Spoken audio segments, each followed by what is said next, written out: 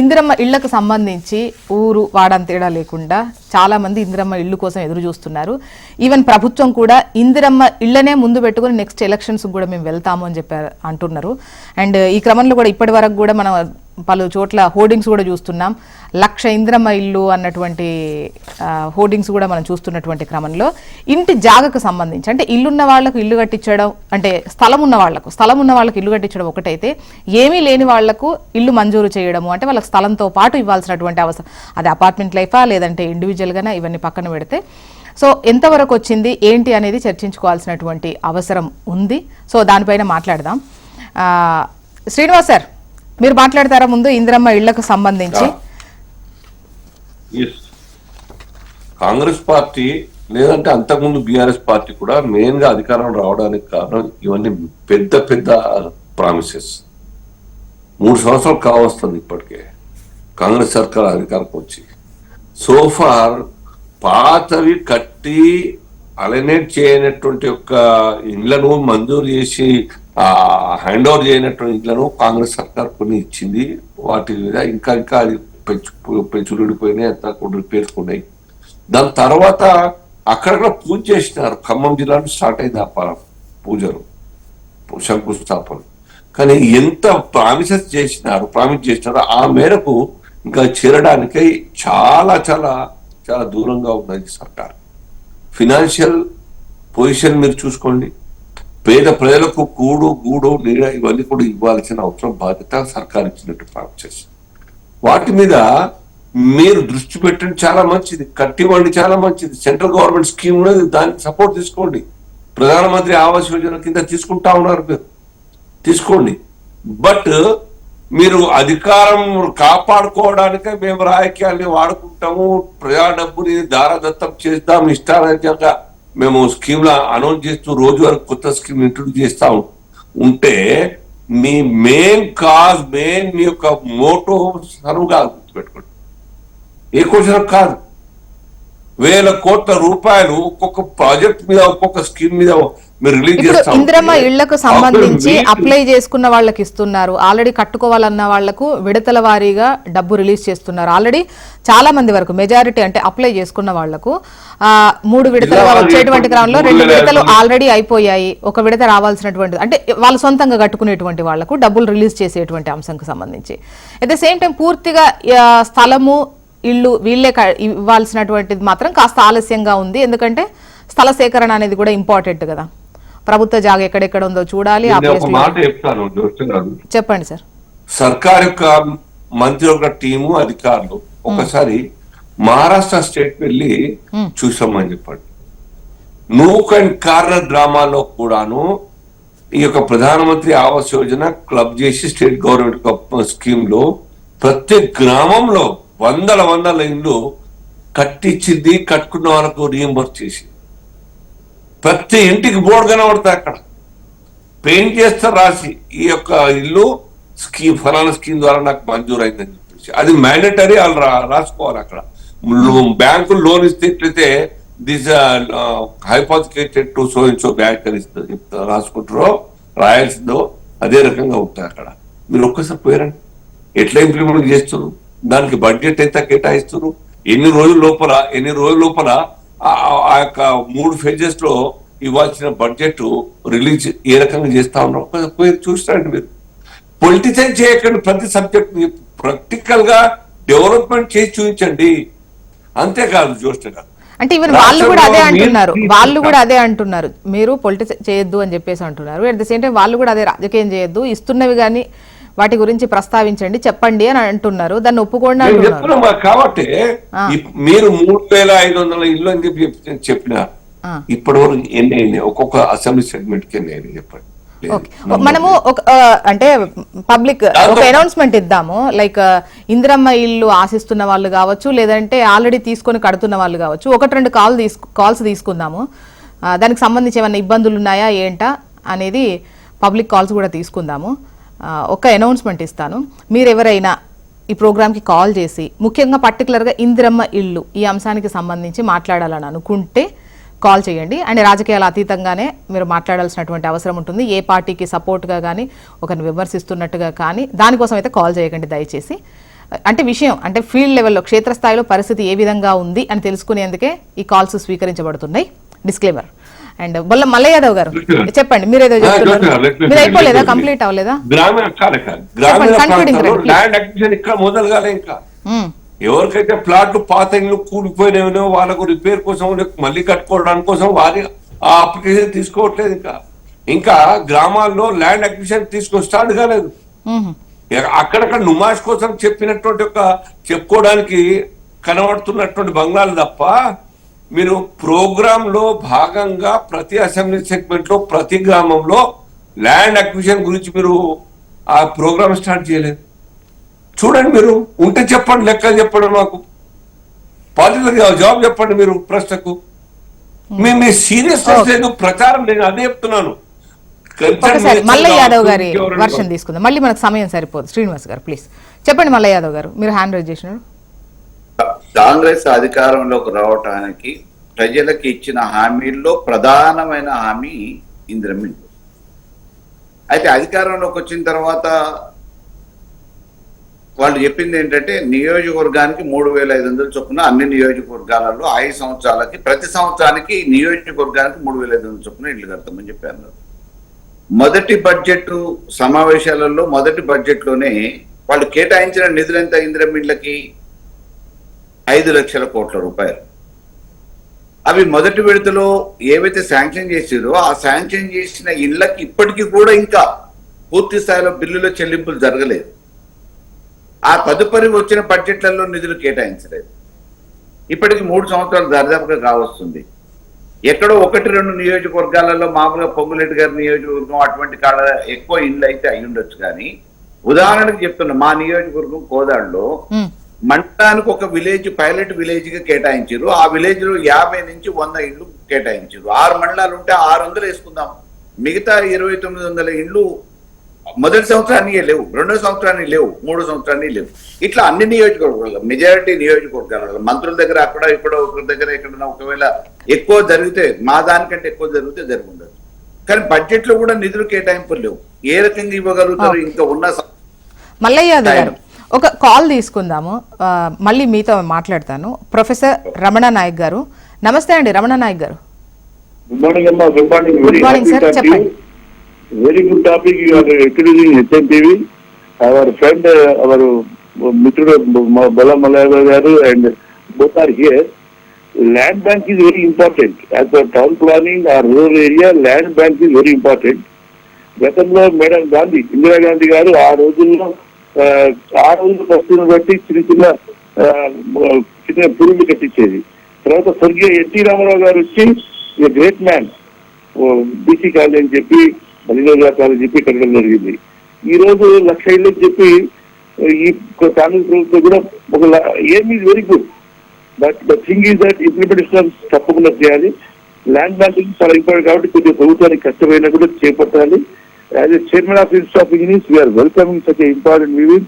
And ఇటువంటిది ప్రతి చోట హైదరాబాద్ చుట్టుపక్కల ఎక్కడ 100 కిలోమీటర్స్ కూడా ల్యాండ్ ఈజ్ మోస్ట్ డిమాండబుల్ అవుతుంది. కాబట్టి we have to take very seriously. And ప్రభుత్వాలు పక్కన చేయాలంటే తప్పకుండా మనం we have to take care about the land is very important. Land banking so it welcome step. ప్రభుత్వం తప్పకుండా చేయాలి. ప్రతి ఒక్క చిన్న ఎంప్లాయర్ కూడా not able to take lands particular చిన్న 2 bedroom కానీ సింగిల్ బెడ్రూమ్ కొనుగోలు. కాబట్టి ప్రభుత్వాలు తప్పకుండా we have to welcome. Overall రూపాయలు కాదు, ఎక్కడైనా కూడా రాష్ట్ర వ్యాప్తంగా మా సోదరుడు బొల్ల మల్లయ్య గారు చెప్పినట్టు ఓవరాలే కాదు, హుజూర్నగర్ లో ఒక కాలనీ ప్రజలు ప్రమాణం కట్టారు. మా పంచాయతీలు అంటారు హుజూర్నగర్ ని. So like that government has to take very step. And we have to ప్రజలకు కనీసం కట్టు బట్ట అనేది ఉండాలి. తప్పకుండా ఈ రోజు కావాలి. కాబట్టి వీఆర్ వెల్కమ్ దిస్. ప్రభుత్వం తప్పకుండా దీన్ని చాలా తీసుకుని వచ్చేయాలి. రమణ సార్. మల్లయ్య యాదవ్ గారు, ల్యాండ్ బ్యాంకింగ్ అనేది ఇంపార్టెంట్. కేటాయింపు జరిగిన తర్వాత అది అద్భుతం జరగలేదు. మొదటి విడతలో ఇచ్చిన ఇళ్లకి ఇంతవరకు పూర్తి స్థాయిలో బిల్లుల చెల్లింపు పూర్తి కాలేదు. అక్కడ ఇక్కడ కొన్నిట్లలో మామూలుగా ఇందిరమ్మ ఇళ్ల గృహప్రవేశాలని చెప్పి చేశారు. అంటే మల్లయ్య యాదవ్ గారు, అంటే ఇది పూర్తి స్థాయిలో జరిగిందని నేను అనట్లేదు. ఎందుకంటే మేము ఎప్పుడైనా బయటికి వెళ్ళినప్పుడు ఖచ్చితంగా పర్టికులర్గా ప్రజలతో మాట్లాడడం జరిగినప్పుడు ఎంత వచ్చింది అంటే కొన్ని చోట్ల, ఇది అన్ని చోట్ల నేను ప్రస్తావించట్లేదు. ఇప్పుడు మేము ఎంతమందితో మాట్లాడతాం, నలుగురితో మాట్లాడతాం, 5గురితో మాట్లాడతాం. అందులో కొంతమంది 2 విడతలుగా రిలీజ్ అయ్యాయి డబ్బులు, అంటే 3 సార్లు 4 సార్లు వేస్తున్నట్టున్నారు. 2 విడతలుగా వచ్చాయి అంటే ఆల్రెడీ వాళ్ళకు ఉన్నది, వాళ్ళు కట్టుకుంటుంటే ప్రభుత్వం టోటల్ గా కట్టించి ఇవ్వడం కాదు ఇక్కడ నేను చెప్పేది, అది వేరే సెక్షన్. వాళ్ళకి ల్యాండ్ ఉంటే ఇందిరమ్మ ఇండ్లు శాంక్షన్ చేసినప్పుడే సొంత స్థలం ఎక్కడైతే ఉంటుందో ఆ సొంత స్థలంలోనే ఇల్లు కట్టుకోవడానికి వాళ్ళు మంజూరు పత్రాలు ఇస్తారు. ఇచ్చిన తర్వాత అది అయిపోయి స్లాబ్ లెవెల్లో ఒక ఫేజ్ లో, తర్వాత బునాది అయిపోయిన తర్వాత బేస్మెంట్ లెవెల్లో ఒక ఫేజ్ లో, ఇట్లా 2-3 ఫేజ్లుగా లాస్ట్ ఫేజ్ మామూలుగా 3rd ఫేజ్ లో 4th ఫేజ్ లో ఇస్తారు. ముందస్తుగానే వీళ్ళు మామూలుగా సప్పో తీసుకొచ్చుకొని ఇల్లు కట్టుకున్న తర్వాత పిల్లులు ఇస్తారు. ముందస్తుగా ఇవ్వరు, డబ్బులు ఇవ్వరు, మంజూరు పత్రాలు ఇస్తారు. మంజూరు ఎవరెవరికైతే ఇందిరమ్మ ఇండ్లు మంజూరు అనేవో ముందు బేస్మెంట్ పూర్తి చేసుకోవడానికి బునాది తీసి బేస్మెంట్ చేసుకొని ఒక స్టేజ్ పరిశీలించి అమౌంట్ రిలీజ్ చేస్తారు. అది చూసి పరిశీలించిన తర్వాత ఏఈ వచ్చిన తర్వాత అది రికార్డ్ చేస్తే వాళ్ళకి డబ్బులు వస్తాయి. మళ్ళీ ఇంటర్యూనిటీ, మళ్ళీ స్లాబ్ ఇట్లా కంప్లీట్ అయిపోయిన తర్వాత 3rd ఫేజ్ లో ఇవ్వటం, ఇట్లా విడత డబ్బులు ఇచ్చే దాంట్లో కూడా వాళ్ళకి డబ్బులు ఉండి లేక కట్టుకోలేకపోతున్నారు. అప్పటికి సంవత్సరాలలో స్టీల్ రేట్ పెరిగింది, సిమెంట్ రేట్ పెరిగింది, కూలీల రేటు పెరిగింది, అన్ని వస్తు సామాగ్రిల రేటు పెరిగింది. ఆ రోజు 5 లక్షలు ఎస్టిమేట్ చేసింది, ఇలా 6-6.5 లక్షలు కూడా దాటిపోతూ ఉంది. కాబట్టి ఇతరత్ర కారణాల వల్ల ఇన్ టైంలో వాళ్ళు బునాది పూర్తి చేసుకున్న తర్వాత కూడా రికార్డు సరైన టైంలో కాకపోవడంతో, జాప్యం కావడంతో మళ్ళీ ఆగిపోవటం, మళ్ళీ మెసేజ్ దొరకడం. ఓకే అండి, వైరా నుంచి వెంకన్న గారు కాల్ చేస్తున్నారు, మాట్లాడదండి. వెంకన్న గారు నమస్తే అండి. ఒక్క 30 seconds లోనే మీరు చెప్పారా వెంకన్న గారు? యాక్చువల్ గా టైం చాలా తక్కువ ఉంది.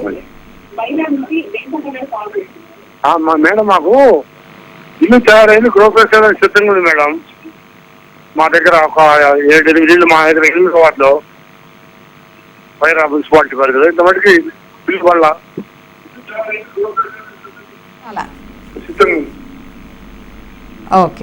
ఓకే వెంకన్న గారు. చరణ్ గారు, అన్ని కలిపి ఒకటే ప్రశ్నగా అడుగుతాను.